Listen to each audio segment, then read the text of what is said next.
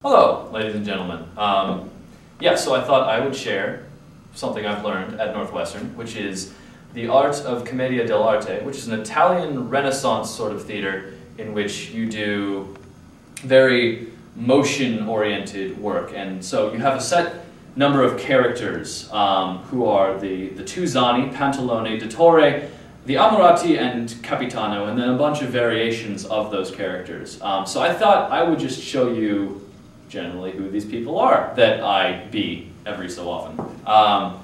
So I guess I'll start with the Zani.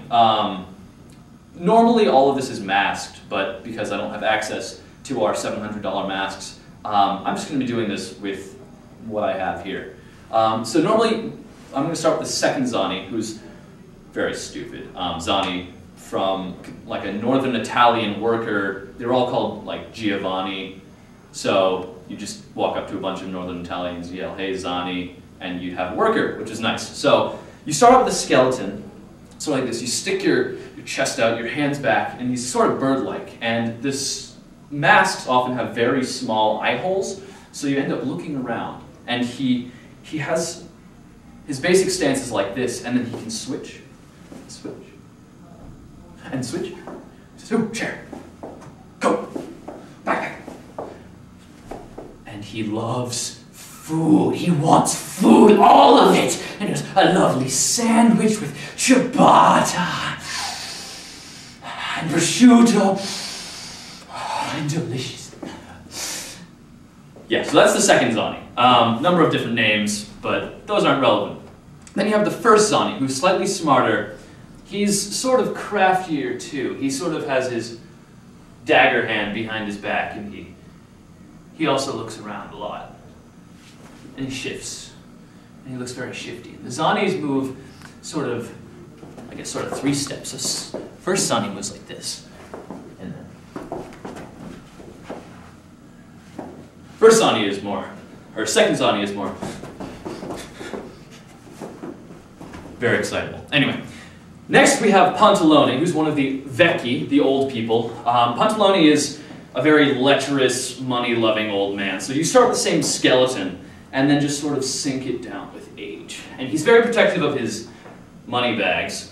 So you usually keep your hands down here, and they're very movementy. You look around, and you walk around, and he can't walk and turn at the same time. So you just move. You see something he wants. Ooh. But sometimes you have problems because you're really old.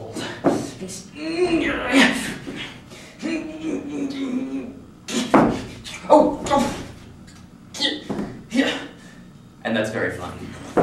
And then we have the Dottore, who is the university professor, who thinks very much of himself. He's very much led from the belly. He has a lot of weight, sort of gelatinous. And so you start with the skeleton, again, and then just sort of bounce. He sort of moves around. He delivers lectures on important topics like how important the PhD is in assessing a person's value to the world. See, and he very much likes that move because it allows him to express wonderful things like the Roman histories and the Greek histories are inextricably linked together. And he has a very stentorious voice, and he loves to hear himself speak even if he's upright all the time. And that's the Dottore. And then you have the Ammirati, one of whom I played Flavio in our most recent performance. And they are lovers. Everything they do is beautiful. They're like a Shakespeare character transplanted into the world that Commedia happens in, which is very anachronistic and strange. But the Ammirati basically are pulled forward by this golden rope from their chest. And whenever they stop, they pause. And they run, and they stop, and they pause. And they look beautiful. My character wrote poetry, beautiful poetry, for his love, Isabella. And they're sort of one note, except that everything they do is amazingly powerful. So they're very happy, they're very sad, and they're the only characters who would actually kill someone, because they're just so passionate or something. And then you have the last character, the Capitano, the Spanish sort of foreign mercenary who has a lot of swag, as it's called. And he just walks, moving his hips a lot. thinks very highly of himself.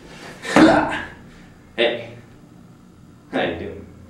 And that's basically what I do. Thank you very much.